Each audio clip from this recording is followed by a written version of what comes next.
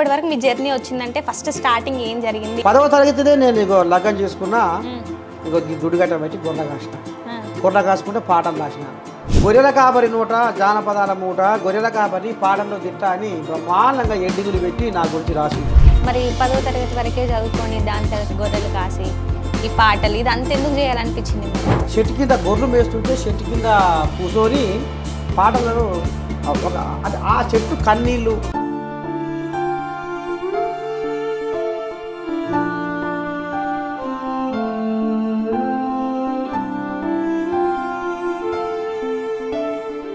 ఎన్ని పాటలు రాసుంటారు మొత్తం? ఇప్పటికి 1000 పాటలు రాసి. ఇప్పటికి రాస్తున్నారా?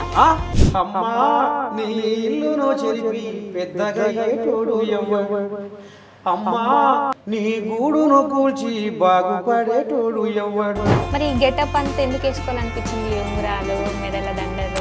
అమ్మవారు ఎక్కడ పోలేదు, అమ్మవారు ఇక్కడనే ఉంది. అమ్మవారు శాంతించాలంటే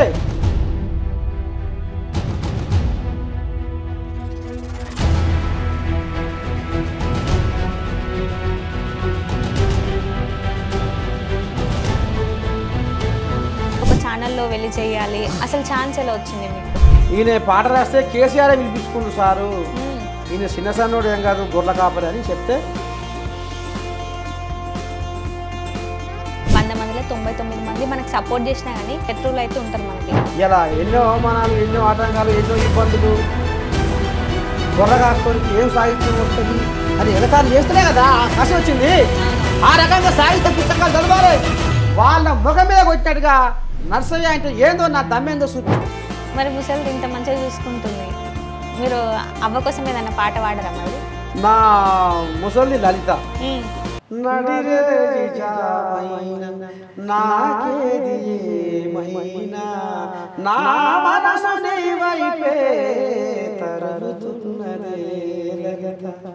నిదురలో నా ప్రేమ నిన్నే తలచుకొని పిలిచి పిలిచి అలసిపోతుంది నా లలిత. హాయ్, హలో, నమస్తే, వెల్కమ్ టు ఇహా. నేను మీ షన్విత. సో ఈరోజు మనతో పాటు ఒక స్పెషల్ గెస్ట్ ఉన్నారు. సో స్పెషల్ ఎందుకంటున్నానో ముందు ముందు మీకే అర్థమవుతుంది. నాకైతే చాలా అంటే చాలా స్పెషల్. సో ఆయన మాటలు కానివ్వండి, పాటలు కానివ్వండి, ఓ రేంజ్లో మోత మోగుతుంది. సోషల్ మీడియాని షేక్ చేస్తున్నారు పాటలతో. మనతో పాటు అయితే నర్సయ్య తాత ఉన్నారు. నమస్తే తాత. శనార్థి, ఎలా ఉన్నారు? మస్తు మంచిగా ఉన్నా. ఇప్పటి వరకు మీ జర్నీ వచ్చిందంటే ఫస్ట్ స్టార్టింగ్ ఏం జరిగింది, ఏంటి, ఎక్కడి నుండి వచ్చారో అది ఒకసారి నాకు తెలుసుకోవాలని ఉంది. అండ్ మా వ్యూవర్స్కి కూడా చెప్పాలని అనుకుంటున్నా. ఒకసారి మీ జర్నీ చెప్తారా మాకు? మా ఊరు మందార మాల, కిలకిల రాగాల జోల, చల్లనైన ఈ చిరుగాలులు, మా పల్లె తల్లికి ఆభరణాలు, ఉయ్యాలలుగే చెట్ల కొమ్మలు, మా నేల తల్లికి తోరణాలు, కొండ కోనల్లోన పొడిచేటి తొలిపోద్దు ఎదలోన తృప్తికి లేదా ఎద్దు. మా ఊరు మందార మాల, కిలకిల రాగాల జోల. మాది ఉమ్మడి నల్గొండ జిల్లా, ఇప్పుడు యాదాద్రి భువనగిరి అయింది. రామన్నపేట మండలం, లక్ష్మాపురం, కొత్తగూడెం. మాది సామాన్య గొర్రెల కాపరి కుటుంబం. మా అయ్య యాదయ్య, మా అమ్మ యాదమ్మ, నా పేరు నర్సయ్య, మా భార్య పేరు లలిత, నా బిడ్డ పేరు నవ్య, నా కొడుకు పేరు లోకేష్, మా అక్క పేరు ధనమ్మ. 10వ తరగతినే నేను ఇగో లగ్గం చేసుకున్నా. ఇంకో ఈ దుడిగట్ట బట్టి గొర్రెల కాసిన. గొర్రెల కాసుకుంటే పాటలు రాసిన. పాటలు రాస్తుంటే గొర్రెల కాపరికి పాటలు, గొర్రెల కాపరికి పాటలు రాసుడు ఏమవుతుంది? గొర్రెల కాపరికి పాటలు రాసేది ఎట్లా వస్తుంది? గొర్రెల కాపరికి సాహిత్యం ఏమొస్తుంది అన్నారు. సాహిత్య పుస్తకాలు చదివిన. ఓ 2 పెద్ద మనుషులు చెప్పారు జాడ, గ్రంథాలయంలో నువ్వు సాహిత్య పుస్తకాలు చదువు బిడ్డ అన్నారు. సాహిత్య పుస్తకాలు చదివిన.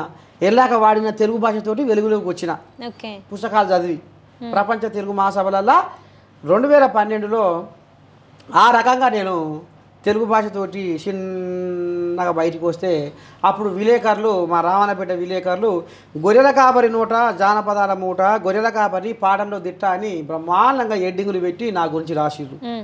ఆడికెళ్ళి చిన్న చిన్నగా ఇక నా పాటని ముంగడికి కొనసాగించుకుంటా ఇంత వస్తూనే ఉన్నా. ఆఖరికి వస్తున్న కాలం ఒకటి బతుకమ్మ పాట నాది బాగా ఉరుకులాడింది తెలంగాణ సమాజంలో, ఏపీ సమాజంలో. అడివమ్మ ఎద మీద విరబూసేవమ్మ, ఏడాదికోసారి ఊరు చేరేవమ్మ, మురిపాల పూలతో ముస్తాబైతావు, ఇంద్రధనుసు ఓలే కను విందు చేస్తాము ఆకాశం దిగి వచ్చి ఆరతే ఇవ్వంగా భూదేవి కదిలొచ్చి ఆశీర్వదించంగా గౌరమ్మ వైలలో కొలువు తీరేవమ్మ బతుకమ్మ తల్లిగా దీవించుతావమ్మ కొమ్మ కొమ్మకు పుడతావు పువ్వమ్మ వాడవాడకు వస్తావు నువ్వమ్మ బతుకమ్మ మా బతుకు నువ్వమ్మ ఆడబిడ్డల ఆనందం బతుకమ్మ కాంతాలందరూ చెంత చేరేరమ్మ శరణు అంటూ శిరసు వంచి మొక్కేరమ్మ బతుకమ్మ బతుకమ్మ ఉయ్యాలో ఆడబిడ్డలు సింధులయ్యాలో ఉయ్యాల ఓ రామ ఉయ్యాలో నింగి సుక్కలన్నీ తొంగి చూడాలో బుద్ధి తీరా ఆటలాడాలో శుద్ధులెన్నో చెప్పుకోవాలో తెలంగాణ తెగ మురవాలో ఈ జగమే సిగముగాలో. ఈ పాట ఓ అమ్మ తెలంగాణ కాదు ఏపీ కాదు ప్రతి ఒక్క టీవీ ఛానళ్ళలో మోత మోగింది పాట. ఎవరి పాట రాసిన ఆయన ఎవరి పాట మోగించిన ఆయన అని అనవచ్చు పాయ. అట్లా వెలుగులోకి వచ్చి ఆ రకంగా జర్నలిస్ట్గా కూడా మీడియాకు దగ్గరై ఇప్పుడు పాటతోటి మాటతోటి సమాజ సేవ చేసుకుంటా సమాజంలో మార్పు తీసుకొస్తేందుకు జనాలలో చైతన్యం తీసుకొస్తేందుకు ఈ రకంగా ఇవాళ నేను నర్సయ్య తాతగా మారిపోయాడు. ఓకే, మరి 10వ తరగతి వరకే చదువుకొని దాని తర్వాత గొర్రెలు కాసి ఈ పాటలు ఇదంతా ఎందుకు చేయాలనిపించింది మరి? ప్రకృతి. మరి 10 తరగతి మా అయ్యా నన్ను ఎందుకు చదివియాడాయే, నన్ను బయటకి ఎందుకు తోలడాయే, నన్ను కాలేజీకి ఎందుకు తోలడాయే, నేను మంచి మంచిగా చదువుకుందో మంచి మంచి పోరీల చూద్దు బ్రహ్మాండంగా నేను కొలువు చేసుకొని కొలువు సంపాదించుకొని రామసక్కని పిల్లని చేసుకొని ముద్దుగా బతుకుదు అని అనిపించింది. ఏది మా అయ్య పెళ్లి చేసిన కొద్ది రోజులకు గొర్రెలు కాస్తుంటే ఆ గొర్రెల కాడ పాటలు రాస్తుంటే చిన్న చిన్నగా పాట ఎట్లా పుట్టిందంటే ఆ చెట్ల మధ్యన చెట్టు కింద గొర్రెలు మేస్తుంటే చెట్టు కింద కూర్చొని పాటలు ఒక అంటే ఆ చెట్టు కన్నీళ్ళు నా ఒంటి మీద పడ్డది. చూసేవరకనే మబ్బు లేదు మాయ లేదు, ఏందమ్మా చెట్టు ఏడుస్తుంది అరే అట్లా అంటే ఆ రకంగా ఏదో ఒక శక్తి నా మీద ఆవహించినట్టు. ఫస్ట్ రాసిన పాట గుర్తుందా మీకు? అప్పుడు చిన్న పదాలు కదా పది చదివినా కాబట్టి సాహిత్యం మీద ఎక్కువ అప్పుడు ఇక వచ్చింది నా కోసము షణ్విత ఏదేదో తీసుకొచ్చింది షణ్విత ఏమి తెచ్చాను మరి ప్రేమ తెచ్చాను ప్రేమ తెస్తే నాకు మరి ఇచ్చిపోతుంది ఇట్లాంటి చిన్న పదాలు అంతేనా. ఇక పుస్తకాలు చదివి కొంచెం సమాజం మీద ఇంకా అవగాహన పెరుగుతుంటే లోకజ్ఞానం వస్తుంటే ఆ ప్రకృతిలో చెట్ల కొమ్మల గలగల సప్పుడుతో సంగీతంలాగా నాకు వినపడుతుంటే ఆ రకరకాల దృశ్యాలు ప్రకృతిలో చూస్తుంటే వాగు వంప గొడ్డు గోద వంపు ఒర్రె చెరువు బాయి అడవి రకరకాల దృశ్యాలు ప్రకృతిలో చూస్తుంటే అట్లా చిన్నగా సాహిత్య పుస్తకాలు చదువుకుంటూ పాట మెరుగుపడ్డది. అట్లా ఎన్ని పాటలు రాసుంటారు మొత్తం? ఇప్పటికి 1000 పాటలు రాసిన. ఇప్పటికి రాస్తున్నారా? నిన్న మొన్న కూడా బంజారా హిల్స్ పెద్దమ్మ తల్లి మన రెవెన్యూ వాళ్ళు వచ్చి కూలగొచ్చి పోయారు, విగ్రహాన్ని కూడా ఎత్తుకపోయారు. ఓ ఆ పాట మొత్తం వైరల్ అయింది. అమ్మా నీ ఇల్లును చెరిపి పెద్దగా ఏటోడు ఎవ్వడు, అమ్మా నీ గూడును కూల్చి బాగుపడేటోడు ఎవ్వడు. అమ్మవారి పాటని మొదలుపెట్టి రాసి వాళ్ళకు మాట ఇచ్చి వాళ్ళకు అమ్మవారు ఎక్కడ పోలేదు అమ్మవారు ఇక్కడనే ఉంది, అమ్మవారు శాంతించాలంటే ఎవరన్నా ఏమైనా చేసుకొని అమ్మవారు ఇక్కడనే ఉంది మీరు పలానాడు బోనాలు తీసుకురాలి నేను ముంగడు ఉండి పెట్టిస్తా అన్న. 100 మంది పోలీసులు అడ్డం అనుకున్నా బోనాలు ఆగలే పోయి పెట్టి వచ్చిన బోనాలు అంటే ఏంది అమ్మవారి మహిమ. అమ్మవారు ఆ రకంగా రప్పించుకుంది, అది కథ. మరి గెటప్ అంతా ఎందుకు వేసుకోవాలనిపించింది? ఉంగరాలు మెడల దండలు చెవులకి కమ్మలు అమ్మవారు అట్లా చెప్పింది. అంటే ఫస్ట్ అనుకున్నారు ఇట్లా గెటప్ వేసుకొని కాపరి ఎట్లుంటాడు గొంగలు వేసుకొని కట్ట పట్టుకొని గోసి కట్టుకొని అది తాతల ముత్తాతల కాలంలో ఇట్నే ఉండే. నువ్వు కూడా తాతల ముత్తాతల కాలాన్ని తీసుకురా బిడ్డ, విన్నావా? ఇప్పుడు మందుల కూడు తిని మాయ రోగాలు వస్తున్నాయి అంతేనా? వెనకటికి జొన్న గట్క తిని గట్టిగా ఉండేటోళ్ళు. పండు ఫలాలు తిని ఆకులు అలములు తిని గట్టిగా ఉండేటోళ్ళు. అంతేనా కాదా? అవునవును. అంటే మరి ఇప్పుడు ఏడుకొచ్చింది మళ్ళీ గదే జొన్న తినడానికి వస్తుంది. బువ్వ అమ్మ 2 పూటల బువ్వ తింటే ఇక నా పని అయిపోతుంది. షుగరు అమ్మ నాకు బువ్వ వద్దు. ఉన్నవా గట్క కాయి జొన్న రొట్టె తీసుకురా.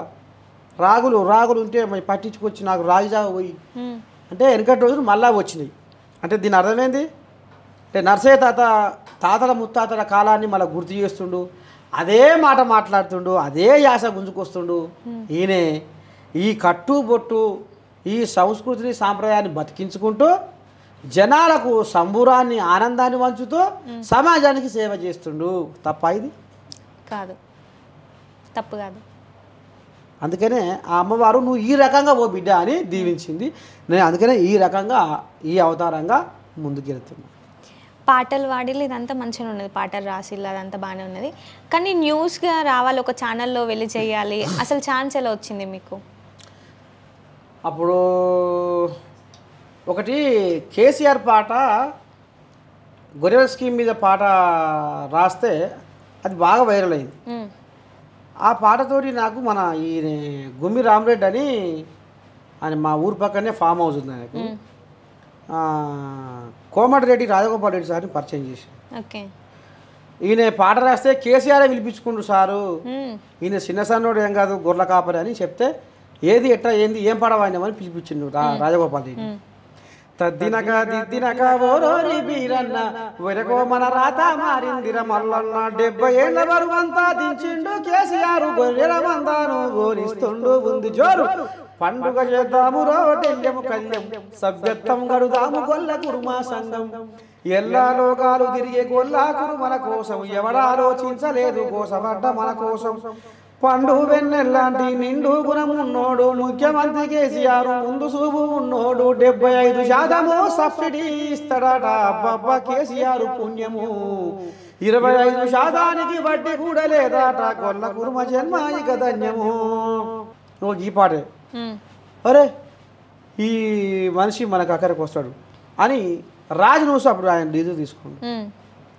నరసింహుని శుద్ధులు నరసింహుని బతుకుపాట అని అప్పుడే నా పేరు మీద ప్రోగ్రాం పెట్టి అట్లా అట్లా అట్లా అట్లా అట్లా ఇటు మళ్ళీ పాట మాట 2 కలిపి ప్రయాణం చేస్తున్నాను. ఇవాళ నేను ఛానల్లో అదే మాట అదే పాటని నాకు మా యాజమాన్యం కూడా మా CEO కంది రామచంద్రారెడ్డి, మా చైర్మన్ కంది శ్రీనివాసరెడ్డి నాకు ఒక స్వేచ్ఛనిచ్చి మా నర్సయ్య ఏడిపోయిన ఒక మంచి పని చేసుకొని వస్తాడు, జనాలకు అక్కడికి వచ్చే పని చేస్తాడు అనేది నాకు స్వేచ్ఛని ఇచ్చిర్రు. బ్రహ్మాండంగా ముంగడిపోతున్నా నా ఇవాళ అనేక వీడియోలు బొచ్చడు తిరుగుతున్నాయి మొత్తం సోషల్ మీడియాలో. అట్లా నాకు కొంచెం గుర్తింపు ఇంకెక్కువైంది. అంటే అన్ని ఛానల్లో చేసిన రాని గుర్తింపు నేను వచ్చినాక బొచ్చడి పేరు వచ్చింది. దాంతోపాటు ఈ బిగ్ బాస్కు పోవాలి, ఈ బిగ్ బాస్ కథ గిదిగిట్లా అని వరుణ్ అని ఒక పిల్లగాడు ఉన్నాడు. తాత నువ్వు బిగ్ బాస్ పోవాలి, నీ కాడ సకల కళలు ఉన్నాయి, ఏమున్నాయి పిల్లగా నాకు ఎరికే.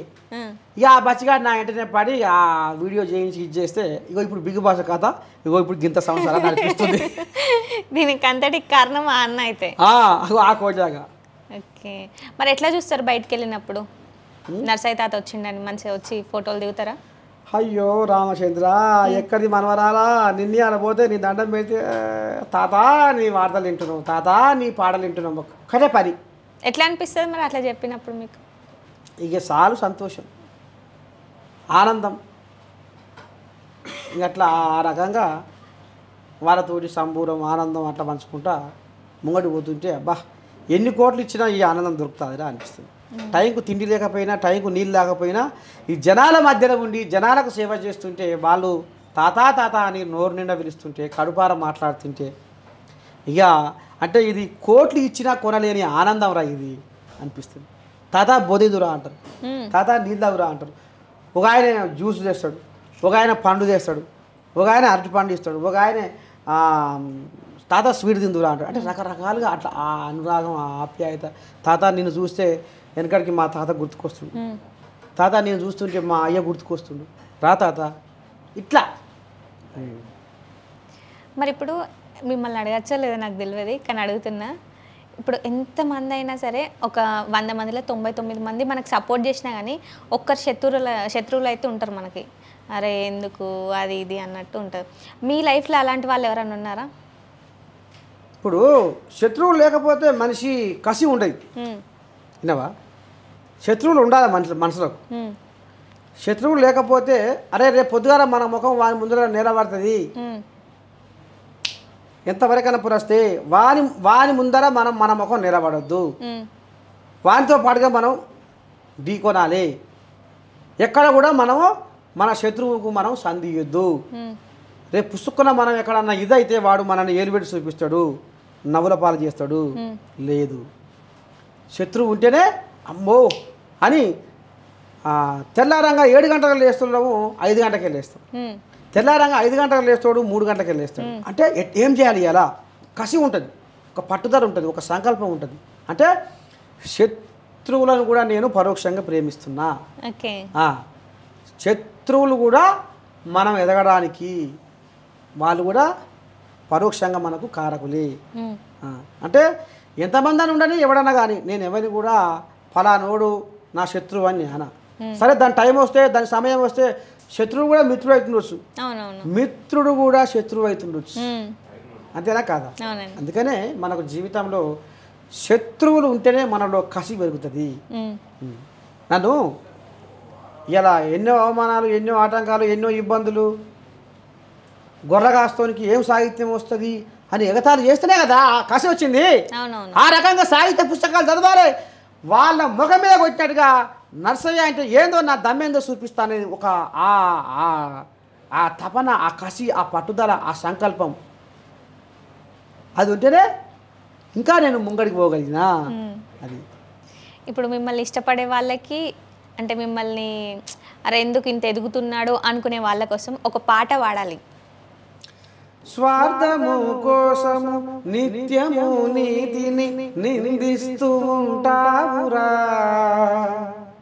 మోసమని తెలిసిన రోయక న్యాయాన్ని బంధిస్తూ ఉంటావురా, కనబడని కుట్రలకు ధర్మాన్ని నిలువున బలిస్తూ ఉంటావురా, మనసుకి ముసుగేసే మాయ మాటల గుణము తోటి వాడితో నీకు ఎందుకు రైరనము. మంచిగా వాడుతున్నారు. స్వార్థం అని తెలిసిన స్వార్థం కోసం నిత్యము నీతిని నిందిస్తాడు, మోసం అని తెలిసిన రోయక న్యాయాన్ని బంధిస్తాడు. అంటే సత్యానికి సమాధి కడతాడు, ధర్మానికి ఉచ్చు పెడతాడు, న్యాయానికి ఉరివేస్తాడు. ఇది తప్పురా మాయగాని, ఇది తప్పురా చేయొద్దురా అని తెలిసినా అని ఆయన అంతరాత్మ చెప్పినా అట్లా చేస్తూ కూడా కొంతమంది ఉంటారు. ఓకే, ఇప్పటి వరకు ఇంత మంచిగా ఉన్నారు, ఇంత ఎనర్జీ ఉన్నారు. సో ఇన్ని పాటలు మాటలు మాకు కూడా మిమ్మల్ని చూస్తేనే ఇంకా ఏదో చెయ్యాలి అన్నట్టు అనిపిస్తుంది. అసలు ఏం తింటారు? మీ డైట్ ఏంటి? ఏముంది, ఇప్పటికి నా ముసలి సజ్జలు, జొన్నలు, రాగులు అయ్యి కలిపి మంచిగా దుకాణాల్లో కొనుక్కొస్తుంది. దుకాణాల్లో కొనుక్కొచ్చి మంచిగా వాటికి అడుగుతుంది. విన్నావా? మంచిగా అడిగి వాళ్ళ గట్టిన ఉసుకో అదో ఏదో ఉంటే తీసేసి మంచిగా జర్రతో ఎండబెట్టి ఇక పట్టిస్తుంది. ఇక పట్టించి ఇక నాకు సాగదోలి ఇది చేస్తే దాన్ని ఇక పొద్దుకి అప్పుడప్పుడు ఆ జావా తాగుతుంటా. జావానే తాగుతారు? అన్నం తినారా? రొట్టె, జావా, మాపడం బువ్వ. ఈడ ఇక నేను ఎక్కడ పోతే అక్కడ బువ్వ. ఒక ఆయన పండిస్తాడు, ఒక ఆయన పూరిస్తాడు, ఒక ఆయన ఐస్ క్రీమ్ ఇస్తాడు, ఒక ఆయన జ్యూస్ ఇస్తాడు బయటికి పోతే. మరి ముసలిది ఇంత మంచిగా చూసుకుంటుంది, మీరు అవ్వ కోసం ఏదన్నా పాట పాడరా మరి? ముసల్దాని కోసమా? ముసల్దాని కోసం అయితే మాకు అట్లాంటి రోజు ఎప్పుడు రాలే. అయితే ఇదే రోజు వచ్చింది అనుకుని పాడండి ఒక పాట, వీడియో చూస్తుంది. చిన్నసాన మనవరాలే కాదు, నా ముసల్ది లలిత. నువ్వు అన్నకు 2 లైన్లు. నడిరేది జామైన నాకేది ఏమైనా నా మనసు నీ వైపే తరుముతున్నదే లలిత నిదురలోను నా ప్రేమ నిన్నే తలచుకొని పిలిచి పిలిచి అలసిపోతుందే నా లలిత. చాలా అంటే రెండే లైన్లో వాడి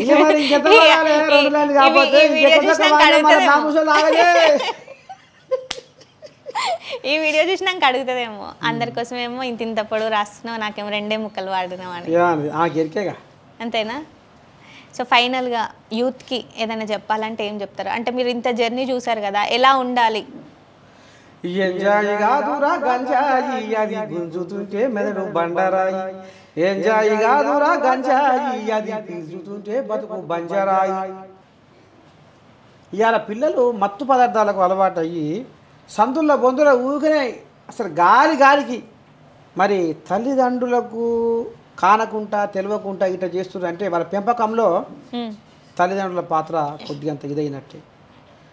పొల్లగాడు రోడ్డు మీద గాలి తిరుగుతుండంటే ఇక చిరిపోయినట్టే. అదొకటి. అంటే తల్లిదండ్రులు కొంచెం నా పిల్లగాడు ఏం చేస్తుండు, ఎక్కడ పోతుండు అంటే వారి కవలికలు కనిపెట్టాలి. ఎవడురా ఓ విద్యార్థి పుట్టగానే పునీతుడు అయినోడు ఎవడు, ఎవడురా ఓ విద్యార్థి ఓట మెరుగని మనిషి ఎన్నడు మహనీయుడే కాలేడు. మునులు ఋషులు యోగులు జ్ఞానులు జీవితంతో పోరాడిన వాళ్ళే, ఎందుకురా కాసింత చింతకే ఇంతలో అంతగా చితికిపోతావు. నీ మనసులో మలినము కడిగేస్తే నీ తనువులో పిరికిని వదిలేస్తే ఎదురొడ్డి నువ్వు అడుగేస్తే ఎదురవును రాని శుభమస్తే విజయము నీదేరా నమస్తే విజయము నీదేరా. ఎవడురా ఓ విద్యార్థి పుట్టగానే పునీతుడు అయినోడు ఎవడు, అంటే పుట్టినోడు ఎవడు పునీతుడు కాడు, పెద్ద గొప్పోడు ఏం కాదు. పుట్టగానే ఆడు అంచెలంచెలుగా తన బుద్ధి బలాన్ని ఆ రకంగా పెంచుకుంటూ ఆ రకంగా మంచి వైపు సన్మార్గంలో నడుచుకుంటూ ఇదవుతాడు. ఇంకోటి ఎప్పుడు కూడా మనిషి అధైర్యపడద్దు. వినవా, ఇవాళ అగ్ని పరీక్షలో నర్సయ్య తాతను ఏ కారణం లేకుండా రిజెక్ట్ చేసేదంటే నేను ఆడ అధైర్యపడలే, అంటే ఇంకేదో ఉంది, ఇంతకంటే మంచితోవా ఇంకేదో ఉంది అది నమ్మిన. ఇప్పుడు నా ప్రతిభను ఇక్కడ గుర్తించినప్పుడు నా ప్రతిభకు ఇంకే ఏడనో ఒక దారి కనబడుతుంది, దారి నాకు దొరకబోతుంది అని నమ్మిన. అందుకనే విద్యార్థులు కూడా అరే ఇప్పుడు మేము ఫెయిల్ అయినాము, అబ్బా ఇప్పుడు మేము మా పని గిట్లయిపోయాయి అని అధైర్యపడద్దు. ఓటమి విజయానికి నాంది. ఎప్పుడైనా మళ్ళా ప్రయత్నించు. అట్లా జీవితంలో ఉలి దెబ్బలు తింటేనే రాయి శిల్పంగా మారుతుంది అనేది తెలుసుకునే ఆ సత్యాన్ని నమ్ముకొని ముంగడి పోవాలి యువత. ముఖ్యంగా మీ ఇహా టీవీ చూస్తున్న ప్రేక్షకులు ఈ రకంగా ఉలి దెబ్బలు తింటేనే రాయి శిల్పంగా మారుతుంది, ఆటుపోట్లు ఎదురైతేనే అలలు దరికి చేరుతాయి అది. అందుకనే ఆ పాటలో ఇది పెట్టిన 10 ఫెయిల్ అయినా చైనా జాక్మా ప్రపంచాన్ని జయించింది. అవును. కళ్ళు లేని అందుడైన బొల్ల శ్రీకాంత్ విన్నావు ఆ పేరు? ఆయన ఇప్పుడు ఎంతమందికి జీవనోపాధి కల్పిస్తుండు. ఒక కాళ్ళు లేని అరుణిమ సినిమా ఎవరెస్ట్ శిఖరాన్ని ఎక్కింది. కాళ్ళు ఉన్నోడు కూడా అంటే పట్టుదల, మనిషిలో పట్టుదల ఉంటే కానిది ఏది లేదు. అట్లా మాకు తెలియని మంచి ముచ్చట్లు అంటే మీ జీవితంలో జరిగిన అనుభవాలను షేర్ చేసుకున్నారు. థ్యాంక్ యూ తాత. శనార్థి మీకు మీ ఇహా టీవీ యాజమాన్యానికి కూడా ఇంత దూరం వచ్చి నన్ను దొరకబట్టి ఇక ముద్దుగా ముచ్చట్లు పెట్టినందుకు నీకు మీ ఇహా టీవీ యాజమాన్యానికి శతకోటి శనార్థి. Thank you so much.